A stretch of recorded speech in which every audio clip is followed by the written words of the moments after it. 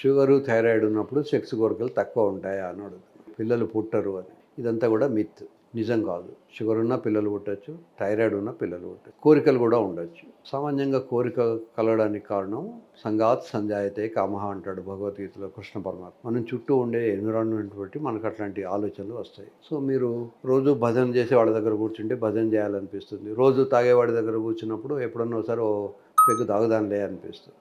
కనుక ముందు ఎన్విరాన్మెంట్ను, కోరికలు రావాలనుకుంటే ఎన్విరాన్మెంట్ను మీరు దానికి సరిపోయినటువంటి ఎన్విరాన్మెంట్ను క్రియేట్ చేసుకోవాలి. లేదా అట్లాంటి విషయాలు మాట్లాడే వాళ్ళతో ఫ్రెండ్షిప్ చేయాలి, వాళ్ళ దగ్గర కూర్చోవాలి, పుస్తకాలు చదువుకోవాలి. కాకపోతే షుగర్ ఉన్నప్పుడు కొద్దిమందిలో పర్ఫార్మెన్స్ డిఫికల్టీస్ ఉండొచ్చు. కోరికలు బాగానే ఉండొచ్చు, కానీ అతను యాక్చువల్గా సంసారం చేయడానికి కొన్ని ఇబ్బందులు ఫేస్ చేయవచ్చు. కనుక కోరిక వేరు, పర్ఫార్మెన్స్ వేరు. ఈ పర్ఫార్మెన్స్కు ఈ కాలంలో చాలా మంచి మందులు ఉన్నాయి. వయాగ్రా లాంటి ట్యాబ్లెట్స్ ఉన్నాయి. అవి పనిచేయని వాళ్లకు ఇది ఇంప్లాంట్ అనే ఒక సర్జరీ ఉంది.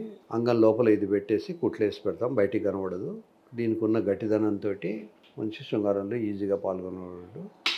తర్వాత దీన్ని ఉట్టప్పుడు దీన్ని కిందికి వంచి పెట్టుకోవచ్చు, ఎవరికి ఏమి అనుమానం రాదు.